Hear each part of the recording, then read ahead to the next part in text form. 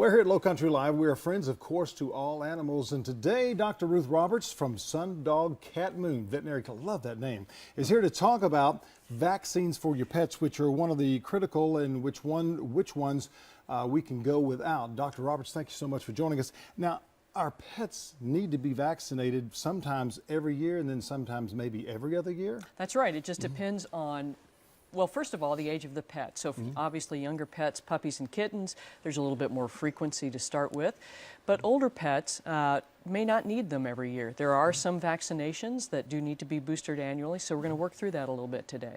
Talk us a little bit about rabies. For one of the reasons my son-in-law and my grandson are having to go through the rabies shots because they came in what was called indirect contact to a rabid fox that was captured. Tell us about what sort of, I know we don't vaccinate the foxes and so forth, but we need to vaccinate, especially rabies, some of our animals as well. That is the chief concern because rabies is one of those diseases that is almost always fatal, whether it's in their pets, wild animals, or in us. And wildlife is the biggest exposure risk, but certainly dogs and cats can be as well. So the rabies vaccination is available in a 1-year vaccine or a 3-year vaccination. Currently, a 3-year vaccination is recommended after that animal has completed its puppy or kitten series. And the other thing that's interesting is that we know the duration of immunity for some of the vaccinations is much longer than we've been using, but there's actually a challenge study going on looking at how long that rabies vaccination is actually effective. And there's a study going on right now that's like a 7-year study of possibly rabies vaccination? That's exactly it. And unfortunately, the initial results, there were two goals for the study. One is to determine how long the actual, if the titer value, which is a blood sample, reflects accurately how well the animal is protected, and then how long. And initially, Dr. Schultz was hoping that he could get a 7-year duration of immunity, meaning he can show that the animals are protected for 7 years. At 4 years, unfortunately, some of the titer values began to drop, and at 5 years, even more have dropped.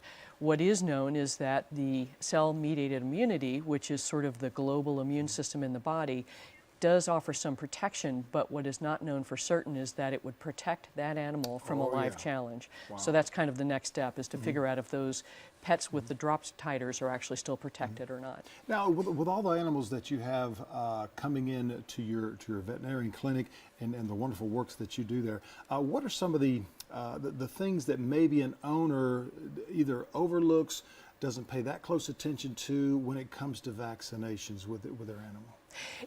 Again, it just depends on what we had been accustomed for so many years to vaccinating every year. And it turns out that at 14 weeks or older, once that puppy or kitten has received that vaccination, they may actually have lifetime protection.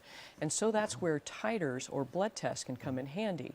So what that shows us is how much antibody that pet has against that particular disease. And so that's a great way to ensure that your pet is protected without actually having to administer the vaccination. And of course, we're concerned about that because vaccines are not totally innocuous. They can cause some serious physical illnesses too. Wow.